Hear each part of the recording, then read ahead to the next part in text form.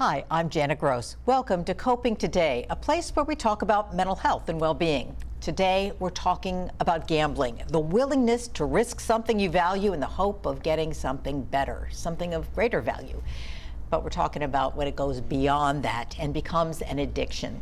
Dr. Roy Salgado, professor of counseling at the University of Holy Cross, is here to talk about that and how gambling itself can turn into that something of greater value.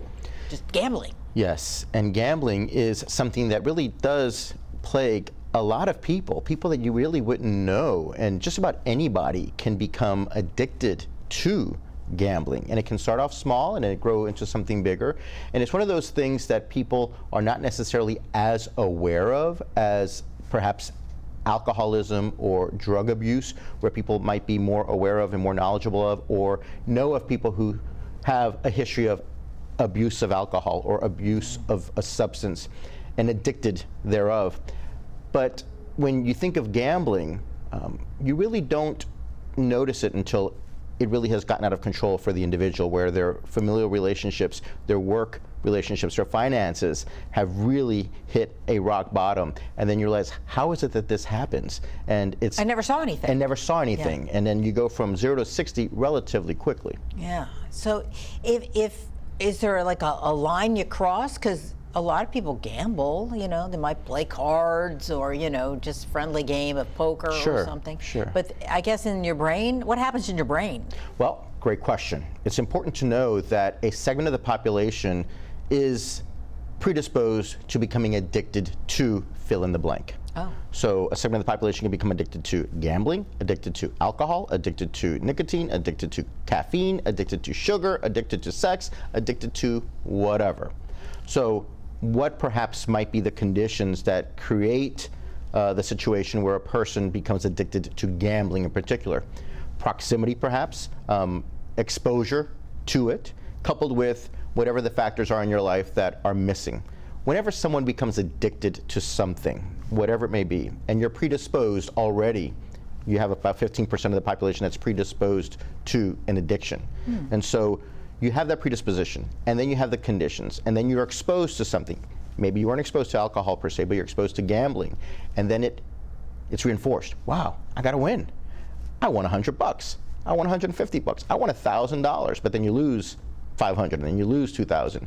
But that immediate gratification, that pleasure principle gets kicked in. The brain starts to, the dopamine release and the epinephrine and all of the chemicals that come in just really start to, the serotonin really starts to make you feel good in the wins. And you want that win again. Why? Because the conditions in your life perhaps are missing something. Maybe there's a relationship that isn't going quite so well. Maybe there are other things that aren't exactly fulfilling you in the way that it could.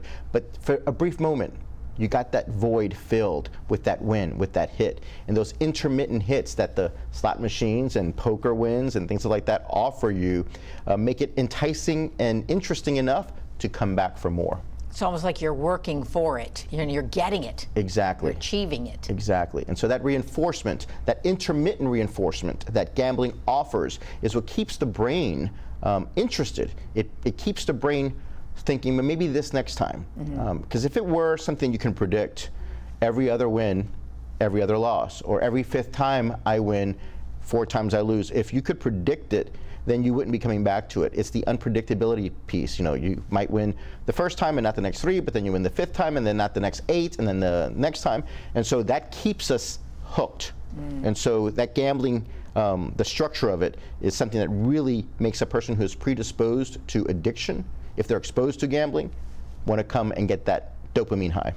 So when you say you're predisposed to addiction, is addiction of everything? Of everything. So addiction, this is an interesting thing, and I'm glad that you asked the question the way that you asked it.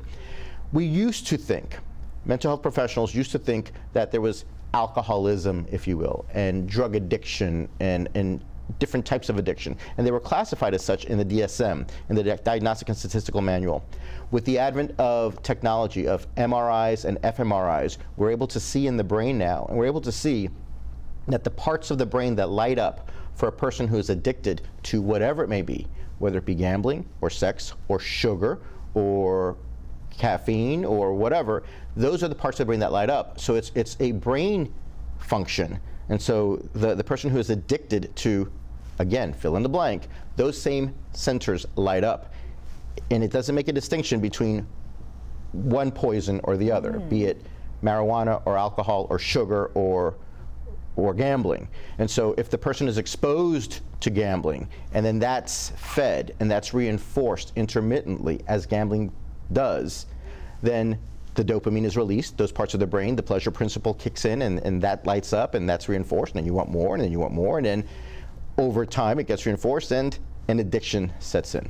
So somebody who doesn't have that predilection to that, they could gamble and go, I don't like They could go, they have $40, I'm going to just play my $40 and call it a day, and they enjoy themselves. But a person who has that predisposition, coupled with external factors that perhaps there's that void that needs to be filled somehow, and then they are exposed to this, and it fills that void, and wow, I'm feeling good, I'm feeling happy. I wasn't feeling good, I wasn't feeling happy before because I'm missing this relationship, or I'm missing that or the other. And then you fill it with that dopamine rush. I want more of that. And that's where the addiction sets in with whatever it is that a person may choose to fill that void with regard to. So can you have many addictions at once? Yes, oftentimes there are many addictions. Oftentimes people who have 3 or 4 different addictions: food, alcohol, gambling, all of it together. Wow. Okay, and boy, and it is everywhere, right? It is pervasive. It is, and in different states more so than others. If it's legalized with regard to lottery and scratch-offs and casinos and sports betting, all of that, it becomes more prevalent. Okay. All right, but we're going to take a break. But before we go, let's talk about the counseling service that the University of Holy Cross. The Maronites of Holy Cross and University of Holy Cross for several years now have been offering free telemental health counseling services to any resident of Louisiana. So if there's anyone that's struggling with addiction of any sort, including gambling or any type of trauma or mental health issues such as anxiety or depression, they can call the number on the screen, and the assistant will go ahead and triage that call to the clinical director, who will then assign a counselor in training to you to get free telemental health services. Whew, good job. Okay. Good job, Marionites, and the University of Holy Cross. The Maronites are great. They're wonderful. Love them. Okay. Well, we're going to take a break, and when we come back, we'll talk with someone who's been there with the gambling addiction and hear her story of climbing out of that hole. Stay with us. Is it okay to call you Mom? Of course you can.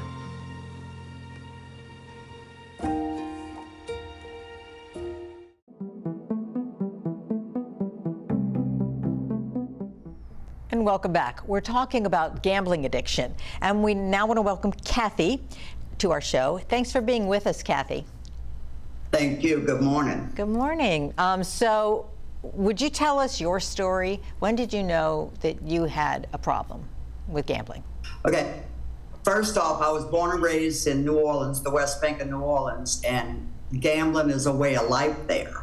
You know, it was just everywhere when we were growing up. Thanksgiving, come on, let's clean the table so the grown-ups can play cards and whatnot.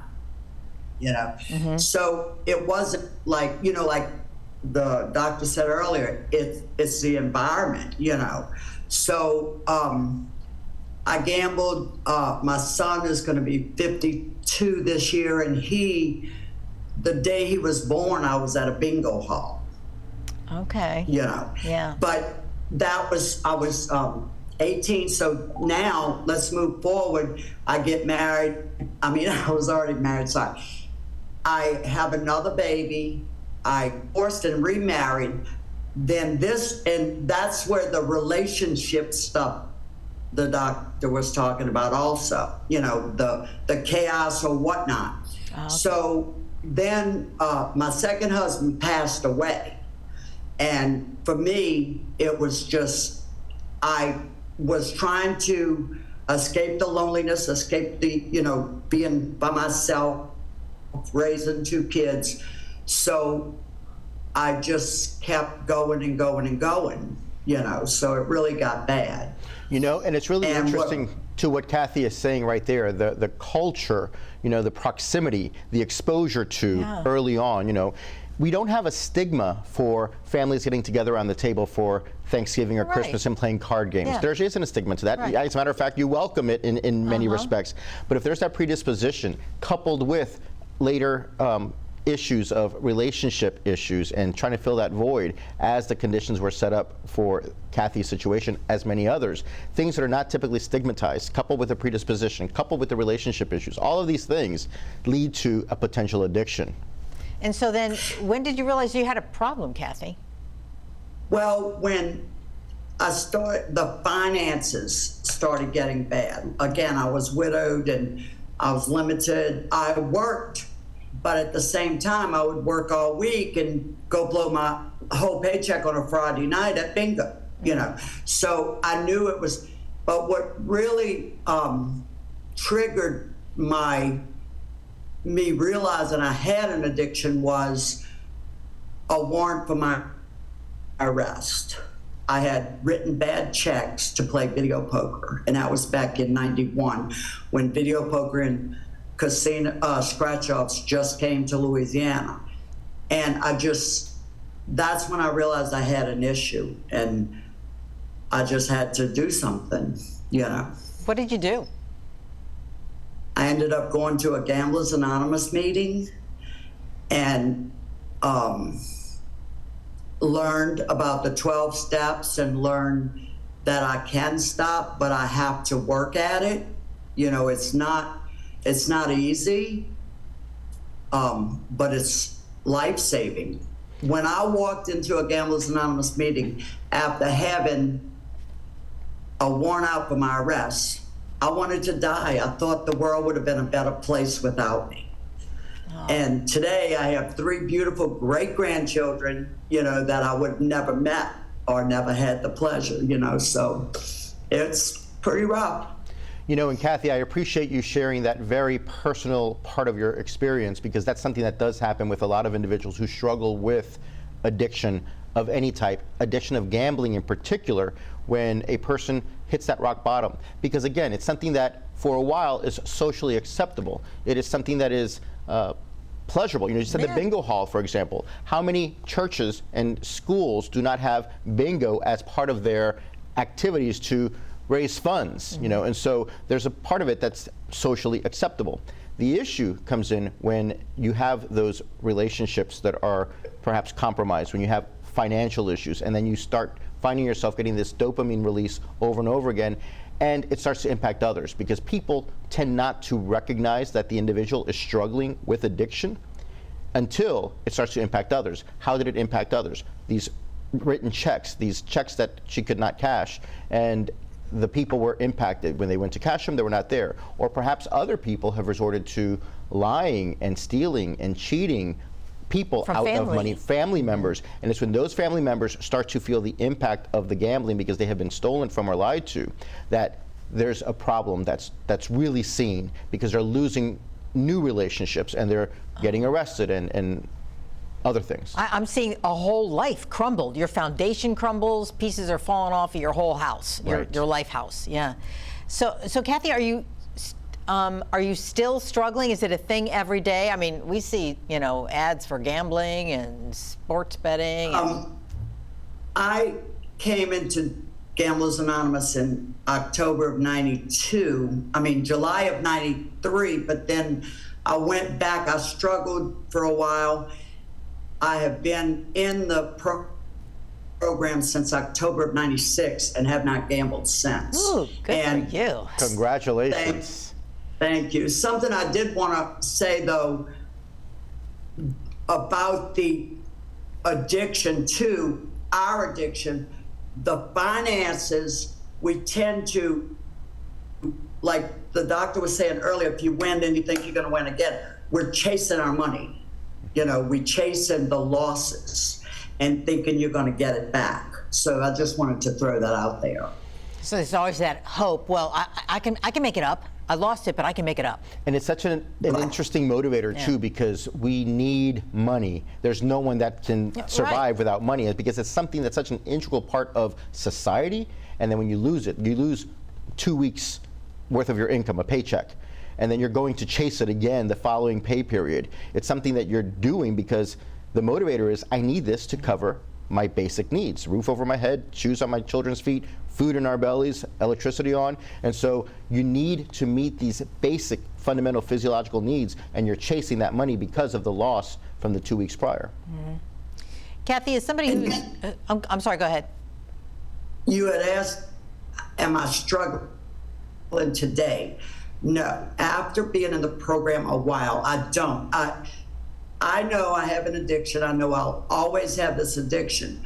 But as long as I do what the Gamblers Anonymous program teaches me to do, I'll not worry about it. Now, during COVID, I had an issue, and I had 25 years clean. I had an issue with the isolation, and that's all emotional. You know, that's part of the disease is emotional. I was isolated, I was home a lot, and I was afraid to leave my house one day because I was afraid I would go gamble. And it was just to get out of those feelings, you know, because it's all about feelings for me. You know, and to that point again, Kathy, I thank you for bringing that up in particular, because it's true. When it's all said and done, any addiction with which an individual might struggle, it comes down to relationship. And if you are missing something, if you feel isolated, if you feel withdrawn, like we all did during the pandemic, you felt disconnected from just about most of the important people in your life. If you have that isolation and you're withdrawn, that void, you're wanting to fill it. The natural inclination is to fill it with something. And if you're not filling it with a relationship or connection to other, then you go to the thing that you might be your downfall: gambling, sex, alcohol, sugar, whatever. And so it's important to be aware of that. If you are aware of what your predisposition might be because of your past history, then it's important to maintain relationships and to try to make an effort to just keep that going, because that's the only thing that ultimately fills that void is relationship with other, be it family members, God, society, but it's important that we keep that going. And God is a big part of my recovery in my life today. And I thank him every day because, like I said earlier, I don't believe I would be on this earth today if I still was gay. I would not be. I know I would. So that is such a wonderful. Amen. Yes. Yes. Amen. Testify. So, Amen. Yes. So, what is your advice to other people who might be watching and going, oh, "I'm in the same situation. I don't know what to do." What's your advice? My advice is to get to a Gamblers Anonymous meeting, make friends in the fellowship. That's the relationships that we need. And when I had my incident, I had choices to call people. I knew some people who had been back out gambling. I knew some people who haven't gambled for this long. And I knew some people who had not gambled a long time and went back out. I knew I had to call somebody. So I called the person who had went back out. He had 35 years clean and went back out. And I called him to ask for his advice. And could I gamble? Does he think I could gamble normally? And he said, absolutely not. And today it's, why would I take that chance? My life is so good today, and I may be able to go back and gamble. You know, I've learned how to take care of my finances. I didn't carry a checkbook around with me for a year when I first came in, but I know how to take care of my finances today. But why would I take that chance? So it's just not worth it to me. But my advice would be find a Gamblers Anonymous meeting, get involved, and make friends in the fellowship. You know, I love the way you present that you think things through, you just don't do. And you consider, when you said I had an incident, your incident was the temptation. It wasn't the actual Absolutely. Doing it. Yeah. So that's Absolutely. I was afraid to get dressed and leave my house because we call it urges, but it was just in my mind. And I know it was to escape the isolation and what all we were going through, you know? And that's that mental health thing that's so, you know, so sad right now, you know, for me, you know, I see it and it's scary. Yes, and you're not alone in that. You know, that isolation piece and that lack of connectivity with others. We need to be connected with other in order to mitigate any of these situations that would present themselves. Whatever it is in your life that causes you to fall. Right. in whatever aspect. Kathy, thank you so much. You've been such a, it's a pleasure to talk to you and to hear your story with such honesty. Yes, thank you so very much. Thank both of you very much. Okay, take care. Y'all have a wonderful day. You too. Thanks. Okay, well, we're going to take a break and we'll be back in a minute.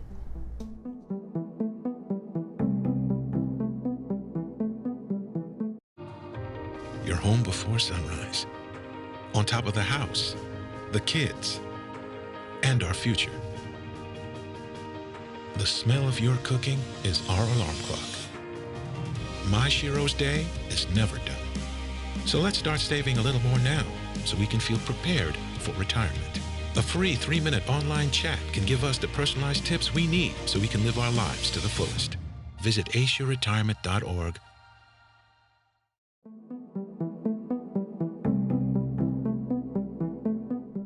And we're back. We've been talking about gambling addiction and its far-reaching effects. Kathy was unbelievably forthright and just, you know. Phenomenal testimony. Yes, yes, yes. So as we continue the conversation, there is no cure Correct. for addiction. There is no cure, because when you think about what we know about addiction, it's a mechanism in the way that the brain is structured and the way the brain is releasing chemicals, and the chemicals that it releases as it's reinforced by exposure to whatever the addictive thing is, in this case gambling. So you can't restructure that mechanism with our current knowledge, right? So the brain is going to do what the brain is going to do. But what you can do is intervene through treatment, like Gamblers Anonymous, with the groups, with the support groups, with a sponsor, with individual therapy, with family therapy, to address all of the other factors that are contributing to the person who has a predisposition to go and engage in the behavior, in this case gambling, that would lead to the problem situations. So I like the way Kathy was talking about it, where she went to group therapy, she went to Gamblers Anonymous because she got help there and she got friends there. She got people who knew what she was talking about, who knew, you don't start thinking that you can go out and be a regular gambler. And that word in particular, fellowship, I found to be very interesting and important, because to be in relationship with someone, to be in fellowship with someone, it's deeper, it's more purposeful, it's more meaningful to be in fellowship with someone than to be hanging out with someone. It's more intentional, It's more intentional. And so when they're in fellowship with Gamblers Anonymous, and when you're in fellowship with members of a church, when you're in fellowship with a group of brothers or sisters in a brotherhood or sisterhood of some sort, there's a lot that's happening there that's helping to fill that void that lends people to fall prey to the different addictions, in this case gambling. And so I appreciate you having used that word and being very intentional, because that is part of the treatment, of being in fellowship with people, being in community with people, and Gamblers Anonymous being an aspect of that, coupled with individual therapy, the type of individual therapy that one would receive with the University of Holy Cross, for example, that one-on-one attention, or family therapy. Oftentimes having to address those issues, perhaps there's some history back there with regard to family of origin that needs to be addressed, that hasn't been resolved, that if that's brought to awareness, then that knowledge, that awareness makes you more intentional with what you do and what you don't do, and not just happen to stumble across a situation where you're engaging in your addictive behavior. And also there could be fractures in your family at this point. So helping to solve those might help you get your family back. Exactly, and to that point, just as been stated earlier, those fractures in the family, oftentimes the person doesn't start to seek help until those fractures have taken place, because they have burnt every bridge around them, whether they've written bad checks in the community, or whether they have stolen from family members, or have compromised the finances of a household, of a family. All those things then start to fracture those relationships even further. And sure, you can feel a lot of betrayal if all of a sudden you don't know it, but you have no money left. Right. Because they did something with the money. Right. I mean, you're expecting a paycheck. You're okay. It's Friday. We're expecting to get paid so we can buy groceries or pay the rent or whatever, and it's not there. Saturday morning, it's not there. So now you have a responsibility. So I can see the whole family dynamic, that happens, and even in people who don't have an immediate family, just the help that you need to get your family, Right. whatever family you have, Right. your friends, whatever Right. it is. And it's when that happens repeatedly, and then you realize that you've burned so many bridges and people don't want to be around you because of the hurt and harm that has been caused by this maladaptive addictive behavior. That's when a person perhaps oftentimes realizes, I have a problem, I have an issue, whether it be an arrest or alienating yourself from everyone, that they perhaps seek help. Should you ever help somebody by paying off their bill, like, oh, they're in trouble now because they gambled all their money away, I'm going to give them the money to cover that? One word, no. Okay. You never help someone out by paying off their debt. You don't help someone by digging them out of the hole. It actually just reinforces the behavior, because they can perhaps think, okay, I can rely on some out later on in life. It's best to let someone hit rock bottom, and so you don't help them out if they are in debt, you know, even a lifetime's worth of savings. So they need to face it as soon as they can. Yes. So don't delay that. Don't delay that. no You're help. doing them harm. It's more helpful to say, no, you're going to figure this out. I'll help you figure it out, but that's not the way to do it. I'm not going to help pay off. I'll walk this with you, debt. but my wallet's in my pocket. Exactly. Okay. All right. Any tips? Yes, there are several tips, and it's very interesting because Kathy alluded to all of these in one way or another. Wow. And so She's good. let's go through them.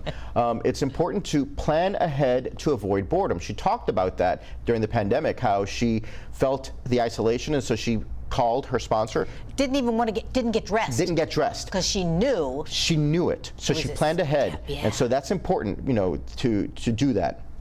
Live your life one day at a time. Know that it's something that you are not going to get over with, you know, immediately. You have to just take it one day at a time, and each day is a success. And that's why when someone is in addiction and recovering, they are counting the days. I am 5 days in recovery, 365 days in recovery. Do something completely different. You know, redirect your attention towards something that's healthy in nature, relationships, really doing that. Rekindling an old hobby, similar to doing something completely different. Just do something that is proactive and productive, that's different from the time suck and the money suck that is gambling. Her friends did, or her family did dominoes. They did dominoes instead, so they were able to Different activities, still redirect the fun. attention through a different activity and still have fun and have that relationship and community with others. Be especially vigilant leading up to special events. So plan ahead. If you know that there's going to be a card game, you know, going on after a crawfish boil, then you just excuse yourself and don't put yourself in that situation. You find ways that help you cope better with stress, joining that Gamblers Anonymous or a group. Remind yourself that to gamble is to lose, and so you're not going to recoup that money. And just tell yourself, I've never recouped this money. I've lost paycheck after paycheck. Identify your self-sabotage triggers, and just knowing that isolation and that not being connected to other during the pandemic, in Kathy's case, was the self-sabotage perhaps. She didn't self-sabotage, but the conditions kind of would lead to that, and she sought help, and she talked to her sponsor. Visualize your betting firm or casino with a negative slogan. And so that's an interesting thing. It's important to be able to say, you know, I'm going to lose the shirt off my back, you know, and to know that that's a true thing, that you really would lose the shirt off your back. And importantly, write a gratitude list. Oftentimes we focus on the things that we don't have and spend less time focusing on the things that we do have. And so here Kathy is thankful and grateful for her children, her grandchildren, and now great-grandchildren. And so she is grateful, and she probably reminds herself and has that gratitude. As she said, she prays every day. She prays Thank you, God. every day, thank you, God. And so that's a key component to redirect your attention to that for which you are grateful, as opposed to focusing on the things that could be better. All right. Okay. Well, thank you, Dr. Roy Salgado, for talking things through, and for Kathy. She was just fantastic. And of course, thanks to all of your colleagues at the University of Holy Cross. And thank you for watching and being a part of Coping Today.